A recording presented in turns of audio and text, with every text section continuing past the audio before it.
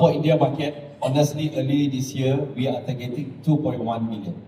Because after visa free, the numbers are very encouraging. We touched 1 million in 2024, and 2025 we touched 1.5. So I give challenge to my officers and also my good friend both to target for Visit Malaysia year 2026, the end we must target 2.1 million. And suddenly the war hit. So they asking me, boss, you want to reduce the numbers, whatever? No, I'm very trustful with my Indian friend. They will make up the numbers. So still I'm maintaining the target 2.1 million. And honestly, for India market, we already talked several meetings. We want to have more new product for India market, more new experience for the India market, for them to explore more in Malaysia. Like Ms. Ayanti mentions, it's not only Kuala Lumpur, Langkawi and Penang. We want to explore more the east coast of Peninsular Malaysia, the Borneo side, Sabah and Sarawak, which has a lot to offer to all the Indians market. I hope to answer 20%. Thank you, sir. My next question is, what specific step is Tourism Malaysia taking to attract more Indian visitors beyond Kuala Lumpur and Langkawi? Okay, that's why, especially for example, this time around, for Mumbai office alone, they are targeting do Chalo Malaysia program. So inside this Chalo Malaysia program, Let's Go Malaysia, they have many other products, not only Kuala Lumpur and Langkawi, not only Kuala Lumpur Genting. They have a lot of, like I mentioned earlier, East Coast product, Sabah and Sarawak. That's how we promote Malaysia, then so that we can introduce more new product to the India market. Maybe two of my friends will answer more detail. Hold on. I think just to add on to the Director General's answer, there is a lot more to Malaysia that hasn't been explored, I think, by the Indian market in general. Some of you may have heard of our East Coast states. We have some beautiful islands on that side. There are also some very nice pristine beaches even on the mainland, right? And it's not very far away. It's either a simple connecting flight, or for those who are a little bit more adventurous, there are programs and itineraries that can take you through the central region of Malaysia to your onward destination on the East Coast. But if it's sun, sea, sand, a bit of peace, and really being able to connect with the local culture, the East Coast is perfect, right? Then of course you also have the east side of Malaysia, so you've got Sabah and Sarawak. Those two states offer a plethora of new activities, and I understand that a lot of the younger Indians are also very active, as much of the younger generation is globally. So it offers a lot in terms of back to nature experiences, a little bit of adventure tourism, and there are even, for those who are a bit braver, some extreme sports activities that are also available. Diving is it's a diver's dream in Sabah, especially on the east side of Sabah, close towards the Philippines. We've got fantastic places like Sipadan, which is a World Heritage recognized site, UNESCO site. And even down for Sarawak, they have a lot of those natural attractions as well. And the cities themselves, after many years, is beginning to evolve, right? And you get a very nice blend in any of these cities that you go to of the modern and the traditional cultures, So for Indian tourists especially, you do not really have to worry about your comforts, your basic needs and comforts. They are available throughout Malaysia. Again, connectivity is very good, and we do believe that there are a lot of other attractions, activities that will also appeal to the Indian market.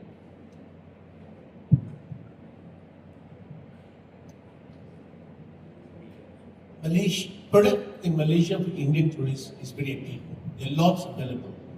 I think that we give you some example. The focus very much into KL, then Genting Islands, which is the hill station. Then they have to take another flight to go to Penang or Langkawi. After Langkawi had a direct flight from Bangalore, the numbers increased much further. So connectivity plays a very important role. Then Chennai Penang came in direct flight. Just about 10 days ago, we had a group direct from Chennai, 120 people in Port Bay, inside the group, only Penang. They didn't even go to KL or anywhere else. came to Penang and went back to Penang. So there is requirements are there, but just because of connectivity, the moment they go to KL, touchdown, they say, okay, we already in KL, might as well in KL. That's what I feel as an operator who've been doing 28 years Indian market.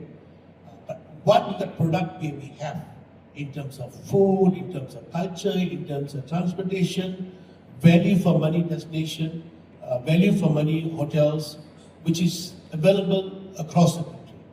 Sabah Sarawak is one where we are, the whole industry we are trying to promote to Indian market.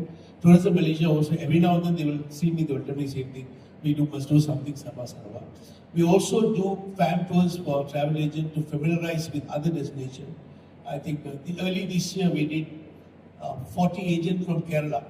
They went to Kota Kinabalu for 2 days, then come to KL and came back, which they say is wonderful to visit, but the connectivity becomes 2.5 hours for Kuala Lumpur. Well, a little bit negative. I think this is something which we are talking, whether any airline can operate into Kota Kinabalu directly, which will speed up the promotion there. And we also had a group of, we regularly have association, we do fan tours for particularly for Indian market with travel association, like the Kerala one for Thai, Kerala chapter, we did one for Tamil Nadu chapter, we did one for North India, which they went to Langkawi and Penang, so Langkawi and KL, and there's one we did just about a month ago with Selangor Tourism, which is Selangor state is where Kuala Lumpur, surrounding state is Selangor, the airport is in Selangor. So together with Tourism Malaysia, the state tourism body and the travel association, we normally create this kind of fan tours in order for them to get more opportunity to promote other part of Malaysia. But at the moment, still, yes, I agree, 70% is only in KL side. Slowly it's going, but I'm very confident, surely. Good afternoon, everyone. This is Kohilika from T3 Magazine. Malaysia is not any new destination for Indian travelers and of course the globe. So I wanted to ask, since your H1 arrival, international arrival numbers have been quite promising and you are, spearheading the international tourism arrivals in terms of the Southeast Asian region. And recently, ASEAN and China bilateral conversations has also happened in Malaysia. So how do you see, the growth numbers picking up for the next term? And also what sort of specific India and Malaysia bilateral ties are looking towards, the upcoming year, and any specific strategies, because you signed an MOU with China as well in terms of, having more two-way connections. So what's there for India? And of course for the growth numbers, what factors do you credit to? What are you doing right in comparison to the other destinations in the Southeast Asia region that the arrival numbers are quite promising? Thank you so much.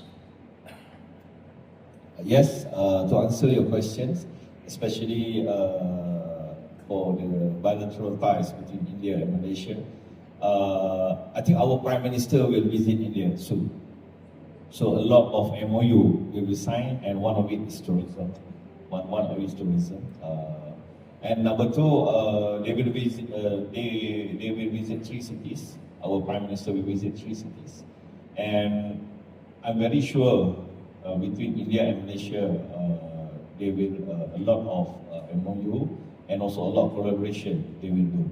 And besides that, also Tourism Malaysia itself, in order to make it the connectivity to connect India and Malaysia. So we already talked a lot with the Indigo Air, for example, to have more connectivity other destination than the main one.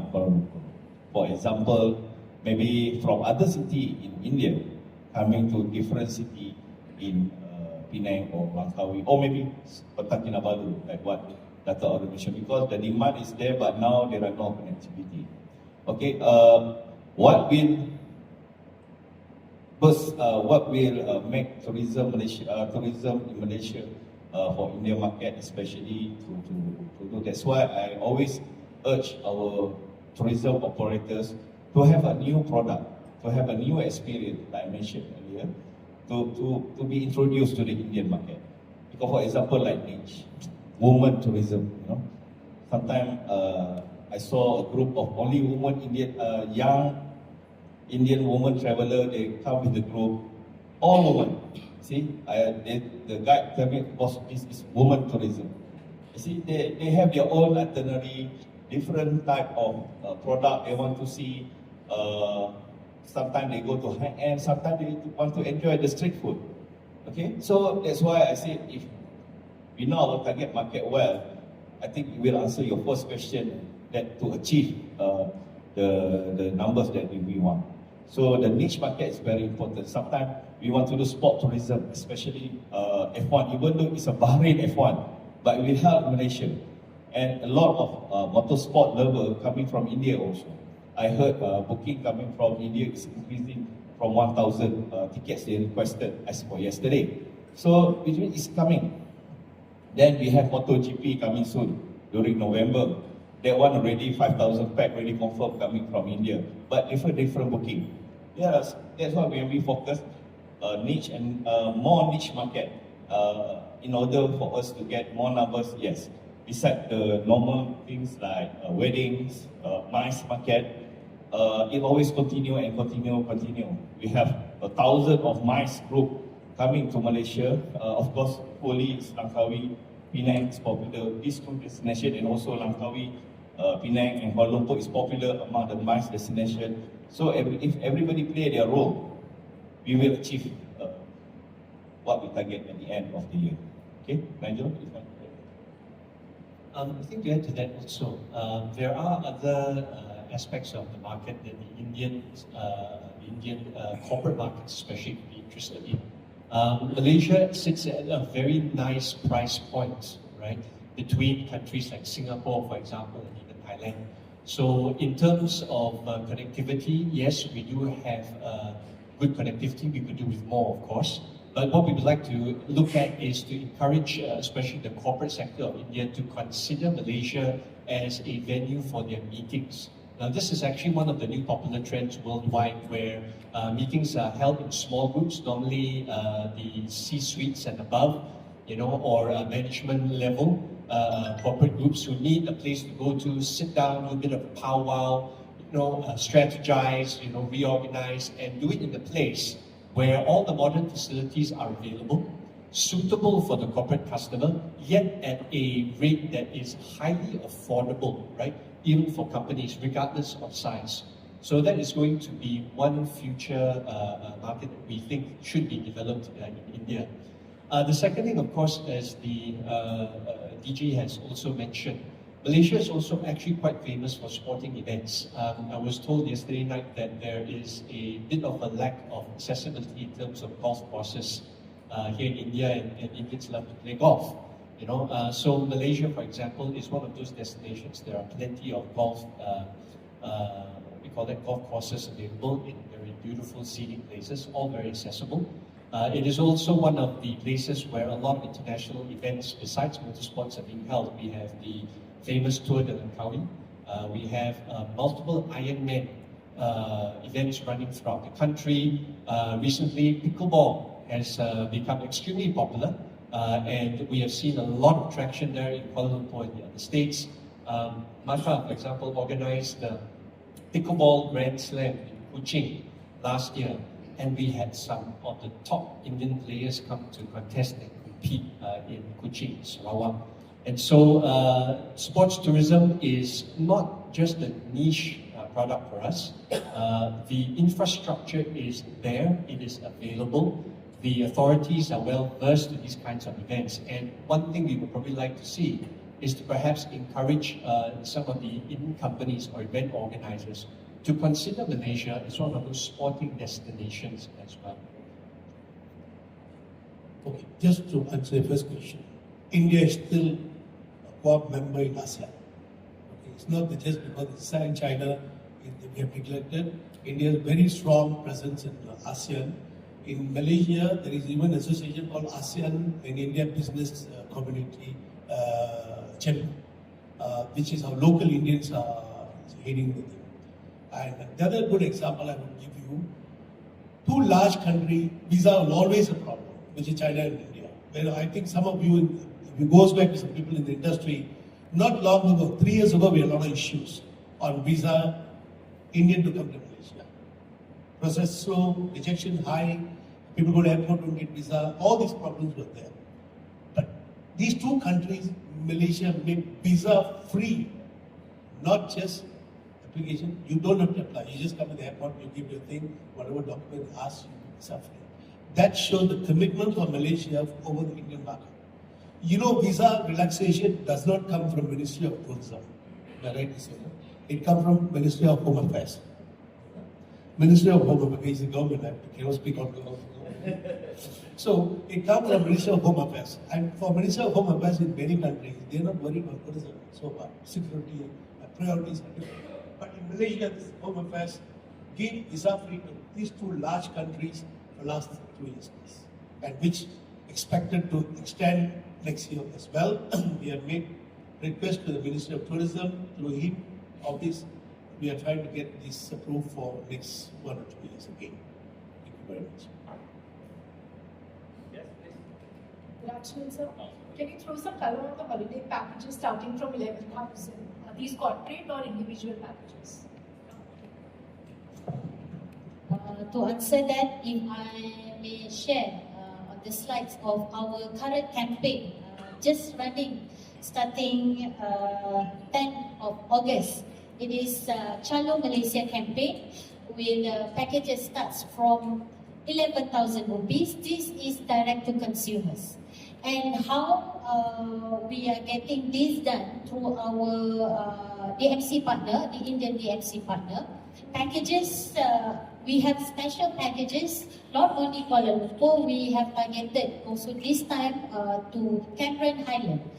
That is not new to Indian or even to other travelers, but this is one of the destinations that we have put in for this Chalo Malaysia campaign. The brand and visibility of this Chalo Malaysia campaign in Mumbai, because yes, of course, this is initiated from our Mumbai office. We work with Mumbai Metro Line 1 or the Blue Line, the metro train, for the external and internal branding of the train. We have put up our content and footages of Malaysia in ideally is actually for the branding and also tactical communication. Throughout the branding and awareness, we urge to create demand for the commuters. I come to understand that it is almost 500,000 commuters daily commute between Versova, Andri and Gakopa. And these are the target travelers or the community that coming from corporate sectors, entrepreneurs and also families and young urban travelers, of course. And between our collaboration with our local partners, these have come out, and this campaign will last for until September. Why we choose this third quarter of the year for the campaign is during the festive season, of course. We come to understand also the Indian travelers, besides having the festival in India, there are some also travel abroad. And due to the awareness of our Visit Malaysia campaign 2026-2027, we take this opportunity as branding awareness. And this is our first time in India to do this branding using this train. You have seen Malaysia, for example, in London, we have run our London taxi, London bus, but this is first in India. Yes, madam. Good afternoon. So,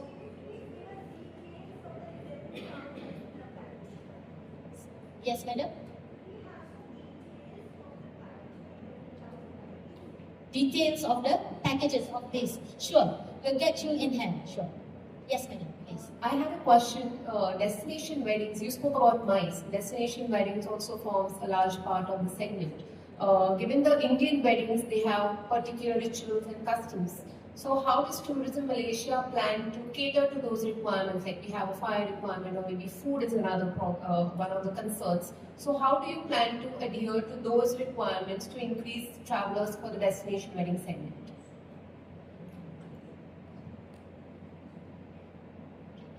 in terms of offerings for the Malaysia as a preferred wedding destination, I have to say as a preferred. We may be not the main wedding destination as a preferred comparing to our neighboring country, like I have to say here, Vietnam and Thailand.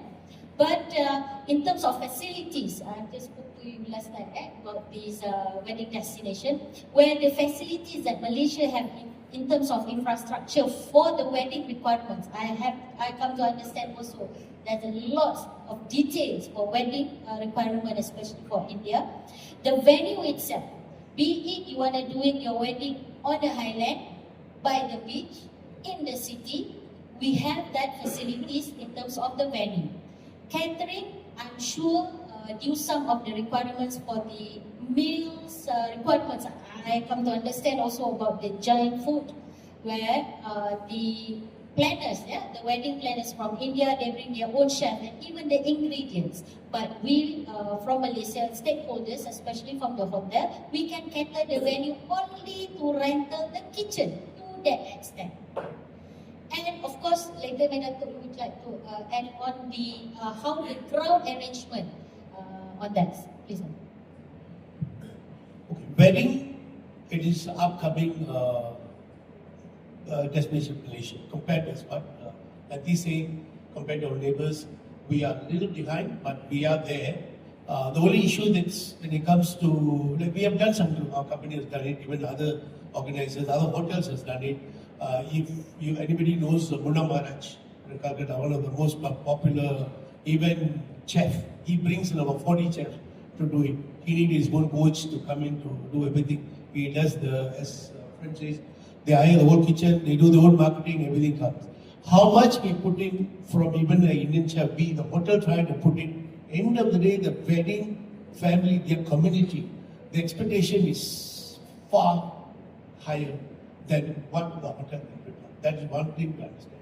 So last night we were talking to someone that we should talk to hotels where they could allow us to use their venue and kitchen, which the city hotels may not. Even the wedding planners, they don't want to have it in the city because they spend so much money and come in, they go for shopping. So they like to do something little outskirt of the city area, maybe Langkawi. Kota Kinabalu, the Shangri-La had 2-3 weddings, very successfully they had. So the same thing, I think we have to look around outside now. The culture of bringing a chef, yes, it is a little bit of negative in the hotels, but I personally, as the industry, it is moving towards that direction. We have done it 1 or 2 hotels in Putrajaya. It will happen. I just want to add up a little bit about the wedding, destination wedding.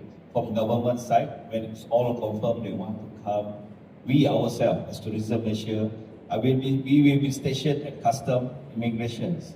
Why? It's very important because they will bring so many jewelries. Jewelries. Yes. There will be so many jewelries. So the custom, let's just say, maybe they want to sell. So we have to stand there. I experienced myself, I standing there by myself. No sir, this is for wedding. We have to show all the photos of Indian wedding and others. There are that day I still remember 20 bags full of lehenga and saris, for example. So of course the custom thing, you want to open a shop or whatever. So that's why from government side we try to assist. When you fulfill all the criteria, then we just stay there at immigration and custom to assist. That's why embassies like Dato' Arul or from Mr. Niger have to inform us if they get any group of destination wedding for us to assist in terms of government side. Normally for this kind of thing we have done a few times. They have to give a letter saying that there's no commission value. So they bring whatever they bring in, they will take back. And the other one, the wedding family, they only bring the pandit. That person. For them pandit is spiritual things. For them they come and practice in the local temples. You have to convince them that it's not there. Then they also chef. We have to get permission, but Tourism Malaysia, they really help the private sector to work together when we bring in this kind of expertise, and we have to make the customer understand this is a special requirement. It is not something they're coming here to do business. And there was once they said family tradition, some family there. They even one family, they brought that also. But we still got permission for them to make them understand, the customer understood. Hello, I'm Prashant from DTJ Vaccine. So we understand that airfares are a problem. So what is Tourism Malaysia doing? And is Tourism Malaysia doing any strategic deals with airline stakeholders to get something for the travelers?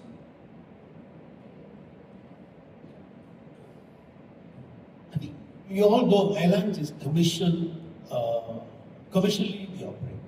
Tourism Malaysia will support most of the airlines. Like for example, Batik Air is joint venture. They support the airlines in this sort of promotion.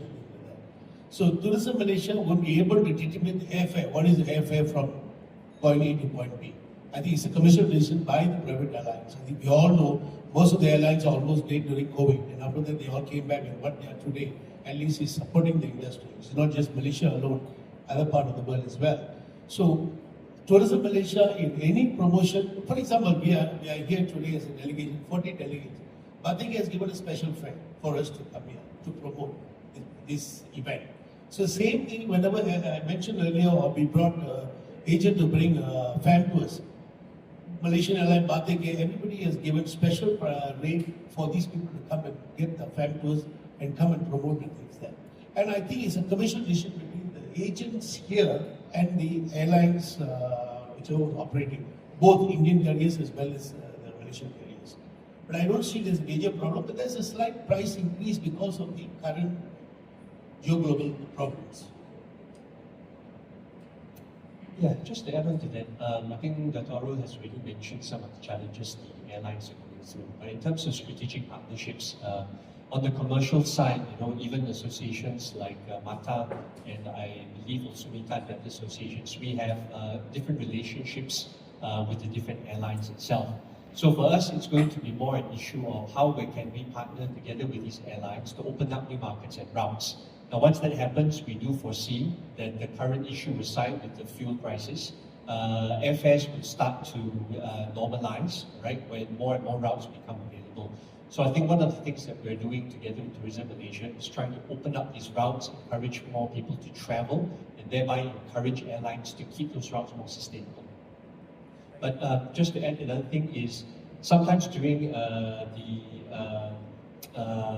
some of the events that we hold here in India as well as in Malaysia, airlines do actively participate when they see a lot of consumer engagement. So for example, in Malaysia, we have very good airfares during some of our MATA fairs. For example, they're huge consumer fairs. And during those fairs and many others, airlines tend to have fantastic rates that are available not just to the Malaysian market, but also online as well in many cases. And so if travelers are booking for a particular season at a particular point in time, they can also expect to see very, very reasonable rates for travel between those countries. And sir, before I joined this media conference, I have meeting with online meeting with ministers, budget officers and others. We are requesting more budget to support the airlines, especially the new route, the new destinations. Even though they increase from 737-800 to Boeing 747, something like that, to make sure to sustain the flight. That from government. The grant not to support, like Dr. Arul said, not to support for the commercial element. It's more toward the promotion to sustain and to develop the connectivity between both. Then the government must come.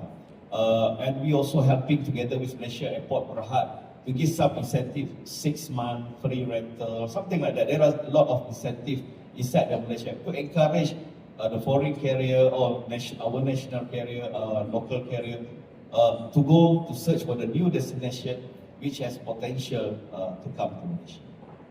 If I may add on the smart partnership or the collaboration between Tourism Malaysia and the airline carrier. I give example, Tourism Malaysia has just recently signed MOU with Singapore Airlines. So why we use these foreign airline carrier to show that our support is not only concerning of Malaysia Airline carrier, but we work closely with other airline carrier. For example, what's good, what's benefited to the Indian? Well, connectivity, as I said, as I mentioned earlier, is only coming from these 16 states direct into Malaysia. But some also goes direct to other country, for example, Singapore. That's why we ties with Singapore Airlines. Leveraging of people who have traveled in Singapore through our tour operators, we encourage our operators to sell 2 destinations or even 3 destinations. Like from the geographical where Malaysia is positioned, we are in between of Singapore and Thailand, Vietnam. So most of our agents here catering the packages of 3 destinations. And not only from Tourism Malaysia, we have this strategic partnership with Singapore Airlines. Our state tourism board themselves, for example, Sabah Tourism Board has just recently signed MOU with Scoot Airline. Why? Because from Singapore itself, they have direct flights to Kota Kinabalu. This will not only entice the Singaporean who live in Singapore, of course, to Kota Kinabalu, but also those who travel into Singapore can leverage of this from Scoot Airline into Malaysia from Singapore. From Scoot Airline itself, operating from Singapore, we have 7 destinations into Malaysia. So the Indians who travel, once they're done with their cruise, they can take Scoot Airline into Malaysia if they don't want to cross via land to Johor Bahru. Thank you. Good afternoon. My name is Savita. I'm with Global Newsmakers. We all agree that Malaysia has got a lot going for itself. You've got Cordelia Cruise, you've got the Formula One coming up, and there's so much more. I was wondering, do you have anything interesting coming up for the film and entertainment industry for shooting in Malaysia? Any packages and new destinations? Okay, if you are talking about shooting film, we have received a lot.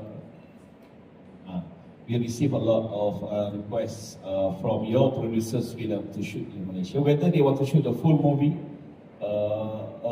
half 1 or 2 episodes in drama series, or only a music video of the films. Yes, we do. Yes, we always do that, but they always choose destination based on their preference. Okay, most probably they love to go to this island, the beach and others. There are some requests to shoot our rainforest. But all this we have incentive coming from FINAS, Malaysia Film Auto Agency, who gives some incentive to them. Gives some incentive like reimbursement. For example, if you fulfilling their criteria, then you will get some reimbursements. We support film destination promotions in terms of promoting that destination to be promoted. For example, this Dawn film from India, Dawn film, Shah Rukh Khan shooting and dancing at the beach, something like that. So this happened. I still remember Shah Rukh Khan went to Malacca just to not even do a shooting, but he just received an award there, and then Shah Rukh Khan post something on social media. Every Indian suddenly go to Malacca. So it's very important for us to have this kind of filming destination. Besides that, also there are 2 awards famous in India want to have an award in Malaysia. They plan to have an award in Malaysia.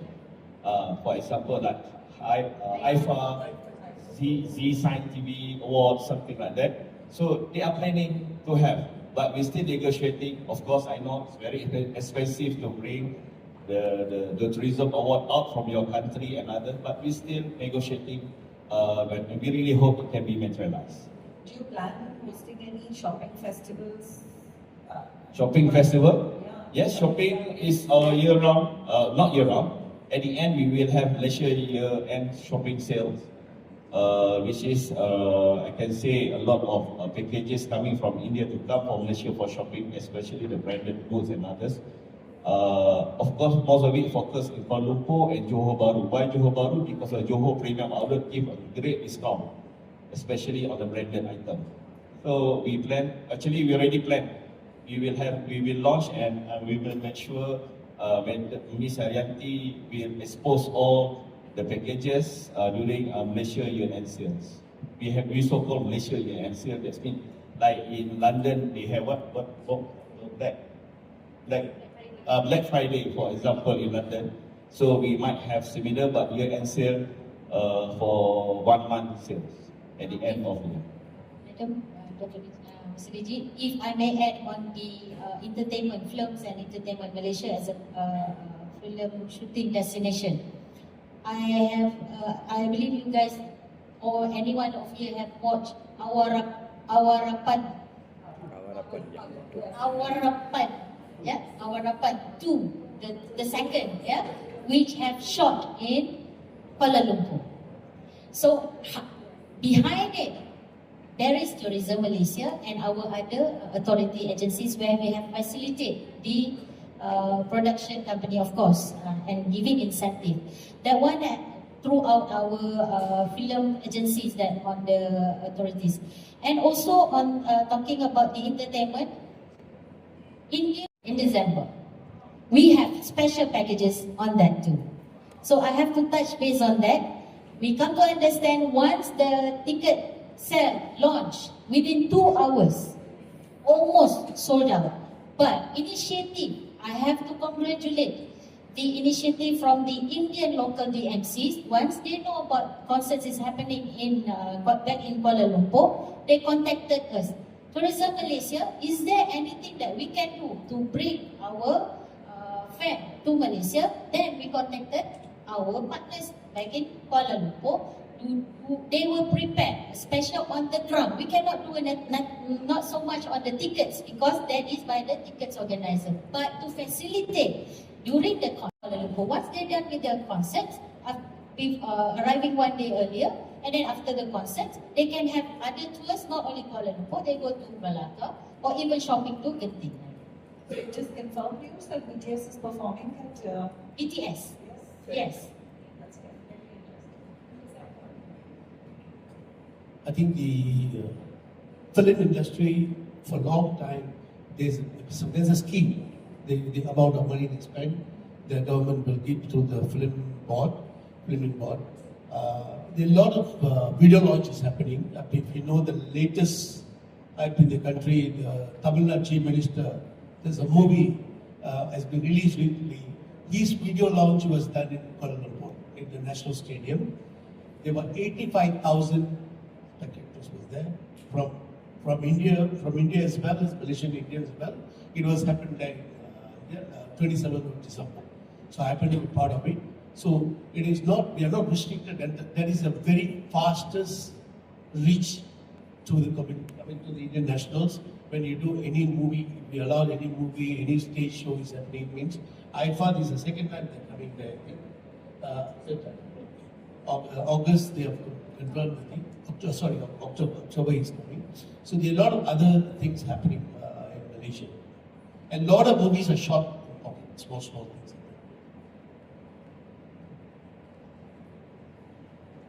What are the key attractions for kids in Cape? Sorry, what are the key attractions for kids in Cape? Attractions for kids in Cape.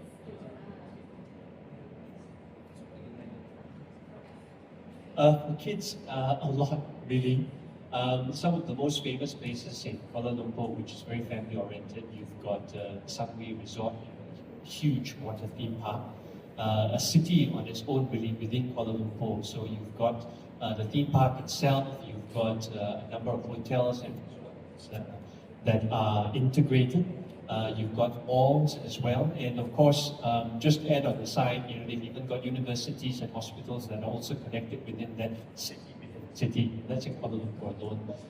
You've got some IP owners like Xenia that are there offering experiences for kids wanting to experience what it's like to be a pilot, for example, or any other sort of profession. You've got new theme parks. I think in Selangor we have the what's it called?